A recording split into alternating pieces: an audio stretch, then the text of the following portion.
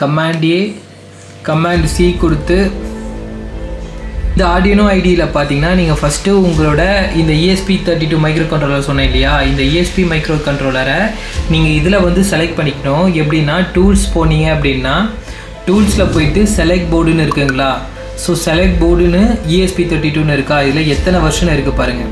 So இத்தனை வெர்ஷனில் உங்கள் version எது அப்படின்னு கரெக்டாக ஃபைண்ட் அவுட் பண்ணி நீங்கள் செலக்ட் பண்ணிக்கணும். என்னோடய வெர்ஷன் பார்த்தீங்கன்னா இங்கே இருக்குது ESP32 C3 மினி. ஸோ இந்த வெர்ஷன் தான் என்னோட ஹார்ட்வேர், ஓகேங்களா. ஸோ அதை கரெக்டாக கண்டுபிடிச்சி நம்ம வந்து வச்சுக்கிட்டால் மட்டும்தான் கரெக்டாக சிங்க்ரனைஸ் ஆகும். ஸோ இப்போ நான் அங்கே காப்பி பண்ண கோடை நான் இங்கே Ctrl V கொடுக்க போகிறேன். Ctrl V கொடுத்துட்டேன். ஸோ இப்போ நான் இங்கே அப்லோட் பண்ணிட்டேன் அப்படின்னா இந்த கோடு வந்து இந்த ESP32ல் அப்லோட் ஆகும். அப்லோட் ஆகும் போதே நம்மளுக்கு இங்கே வந்து இனிஷியலைஸ் ஆகும். ஸோ இப்போ இந்த கோடில் நம்ம வைஃபை என்ன போட்டிருக்கோன்னு சொல்லிட்டு பார்க்கலாம்.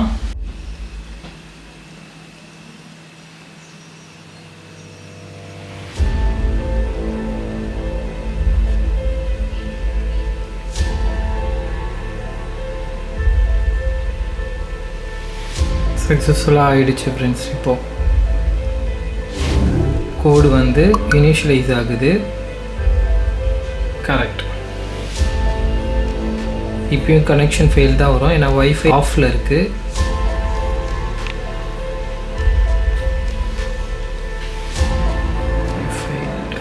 கிரேட்.